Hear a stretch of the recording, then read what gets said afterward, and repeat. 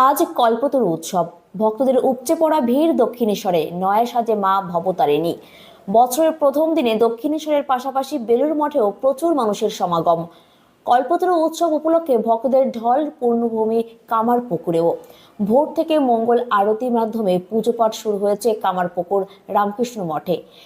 একে একে যেভাবে জঙ্গি ধরা পড়ছে, সেই আতঙ্কের জেরেই দক্ষিণেশ্বরের নিরাপত্তার জোরদার ব্যবস্থা করা হয়েছে। প্রতি বছরের ন্যায় এবারও কল্পতরু উৎসব ঘিরে কাশীপুর উদ্যানবাটিতে ভক্তদের ভিড় চোখে পড়ার মতো। উল্লেখ্য, 1886 সালে 1 জানুয়ারি কল্পতরু রূপে ভক্তদের আশীর্বাদ করেছিলেন ঠাকুর শ্রীরামকৃষ্ণ। কাশীপুর উদ্যানবাটিতে ভক্তদের আশীর্বাদ করে বলেছিলেন, তোমাদের চৈতন্য হোক। এরপর থেকেই প্রতি বছর জানুয়ারি মাসের প্রথম দিনে পালিত হয়ে আসছে কল্পতরু উৎসব। নতুন বছর যাতে মঙ্গলময় হয়, সেজন্য বছরের প্রথম দিনে ভক্তরা কাশীপুর উদ্যানবাটিতে এবং দক্ষিণেশ্বরে পুজো দিতে যান।